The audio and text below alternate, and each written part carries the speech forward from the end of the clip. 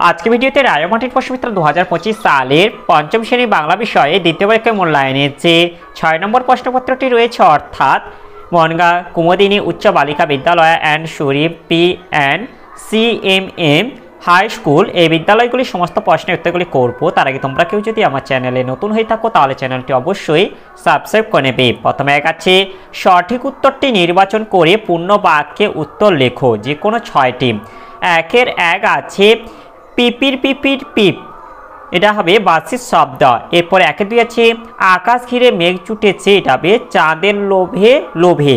এরপরে একে তিন আছে কুমির আর শিয়াল মিলে প্রথমে চাষ করেছিল, এটা হবে আলু। এরপরে একে চার আছে ঝড় কবিতাটি লিখেছেন, এটা হবে মৈত্রেয়ী দেবী। এরপরে একের পাঁচ আছে মুকুট হয়ে ঝাঁক বেঁধেছে, এটা হবে লক্ষ্য হীরার মাছ।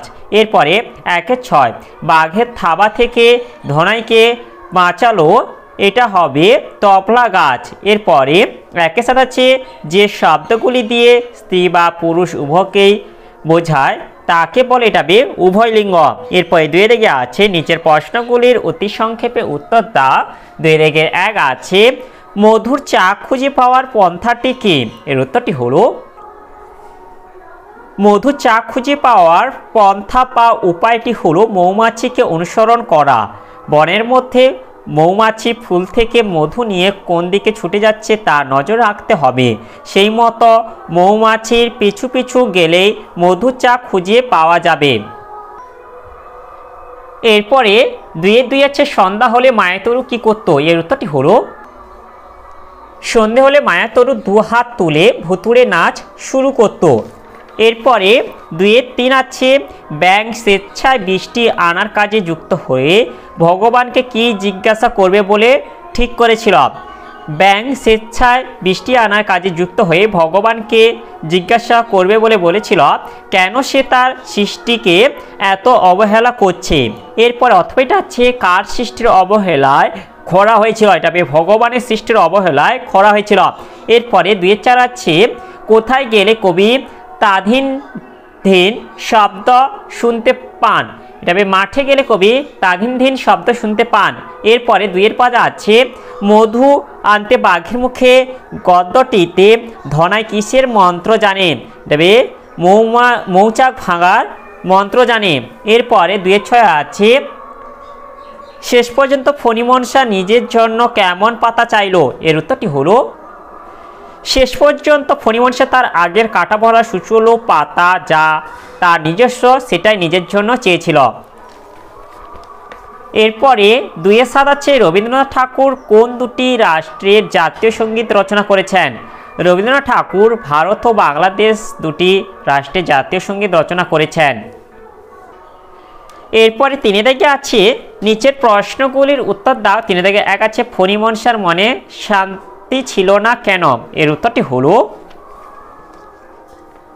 এই যে এখান থেকে বলে দেবে যে আশপাশের গাছেদের পাতাগুলো বেশ সুন্দর অথচ তার পাতাগুলো বিচ্ছিরি রকমের ছুচলো আর কাঁটা যুক্ত হওয়ায় ছোট ফণিমনসা গাছের মনে শান্তি ছিল না। এরপরে অথবা এটা হচ্ছে ফণিমনসার কখন সুবুদ্ধি হয়েছিল? এর উত্তরটি হলো এর উত্তরটি এখান থেকে বলে দেবে যে নিজের চেহারা নিয়ে সন্তুষ্ট না থেকে ফণিমনসা বনপরীর কাছে সোনার পাতা, কাচের পাতা এবং সর্বশেষে পালং শাকের মতো কচি নরম সবুজ পাতা চায়, কিন্তু বিভিন্ন ঘটনায় সেই সব পাতা নষ্ট হয়ে যায়। প্রতিবারই তার নেড়া হাজিজিরে দশা হয়। ফণিমনসা তখন বোঝে যে নিজের চেহারা এবং অবস্থায় অসুখী হওয়ার ফলে সে বারবার দুর্দশায় পড়েছে। এভাবেই তার সুবুদ্ধি হয় এবং তাই বনের পরী কাছে নিজের কাটা ভরা সুচলোয় পাতার প্রার্থনা করেন। এরপরে তিনে দুই হচ্ছে শিয়ালকে ঠকাতে আক্রোশের সময় কুমির কি ফন্দি এঁটেছিল? এর উত্তরটি হলো শিয়ালকে ঠকাতে আক্রোশের সময় কুমির আখের আগা নেবে বলে ফন্দি এঁটেছিল। এরপরে অথবা এটা আছে মধু কাটতে কার কার কি কাজ? এর উত্তরটি হলো উত্তরটি আমরা এখান থেকে বলে দেব মধু কাটতে যাওয়া তিনজন লোকের কাজ হলো প্রথম জন কাস্তি দিয়ে মৌচাক কাটে, দ্বিতীয় জন মশাল জেলে ধোঁয়া সৃষ্টি করে চাকের মৌমাছি তাড়া, তৃতীয় জন ধামা নিয়ে চাকের নিচে দাঁড়িয়ে থাকে মধু সংগ্রহ করে। এরপরে তিন আছে বাতলা হাওয়ায় মনে পড়ে কোন কবিতার পংক্তি, কবিকে, কবির কি মনে পড়ে? এর উত্তরটি হলো এটা হবে বৃষ্টি পড়ে টাপুর টুপুর কবিতার পংক্তি, আর কবি হলেন রবীন্দ্রনাথ ঠাকুর।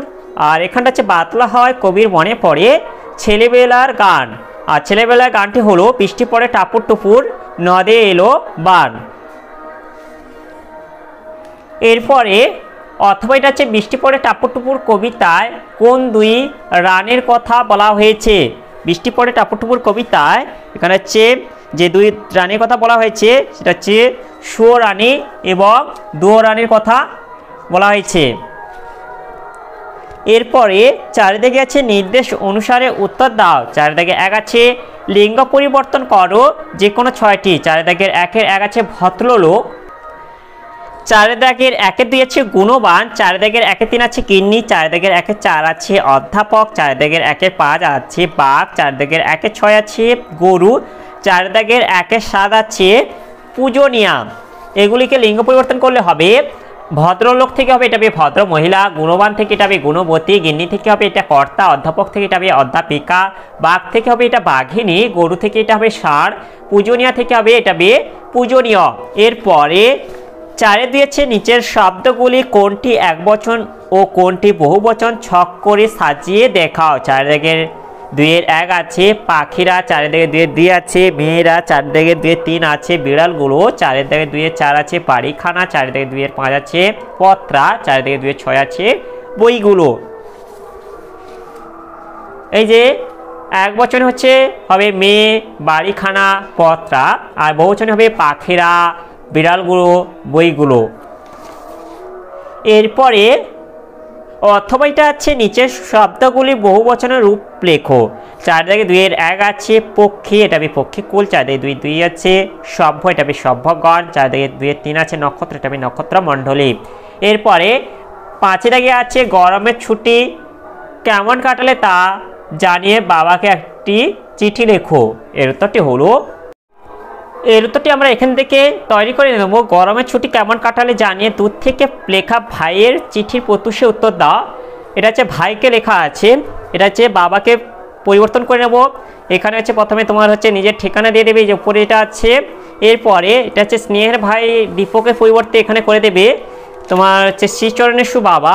এই যে দেখো এটা হচ্ছে বাবাকে যে একটা চিঠি আছে যে শ্রীচরণেশু বাবাও আছে, এইভাবে তোমরা লিখে দেবে। এরপর হচ্ছে তোমরা প্রথমে কিছুটা হচ্ছে কুশল বিনিময় করে নেবে, অর্থাৎ হচ্ছে ভালো আছো বা তুমিও ভালো আছো এটা লিখে দেবে। এরপরে এটা তুমি হচ্ছে গরমের ছুটি কীভাবে কাটালে সেটা এখান থেকে পুরোটাই লিখে দেবে। এরপরে সেকেন্ড যেটা আছে অর্থাৎ যে এখানটা এই জায়গাটা তোমরা চেঞ্জ করে দেবে, এই যে ভাই তুই কিন্তু একদম দুষ্টুমি করবি না, এটা হচ্ছে অর্থাৎ হচ্ছে ভাই এটা বলা হয়েছে তাই এটা হচ্ছে লিখবে না, এই জায়গাটা তোমরা লিখে দেবে। এইখান থেকে লিখে দেবে যে আশা করি তুমি আর মা ভালোই আছো, শরীর স্বাস্থ্যের যত্ন নিও, তোমরা দুজনেই আমার প্রণাম নিও, আমার জন্য দুশ্চিন্তা করো না, এতটা অবধি লিখে দেবে।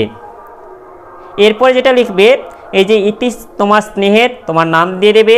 এরপরে কাছে তোমার যে তোমার বাবার ঠিকানা অর্থাৎ তোমার যে বাড়ির ঠিকানাটা সেই বাড়ির ঠিকানাটা এভাবে দিয়ে দেবে। তাহলে আজকের ভিডিওতে আমরা পঞ্চম শ্রেণী বাংলা বিষয়ে যে 6 নম্বর প্রশ্নপত্রটি ছিল তার সমাধান করলাম। আর তোমরা কেউ যদি আমার চ্যানেলটা এখনও সাবস্ক্রাইব করে রাখোনি তাহলে চ্যানেলটা অবশ্যই সাবস্ক্রাইব করে নেবে এবং ভিডিওটি ভালো লাগলে ভিডিওটিকে অবশ্যই লাইক, কমেন্ট ও শেয়ার করে দেবে।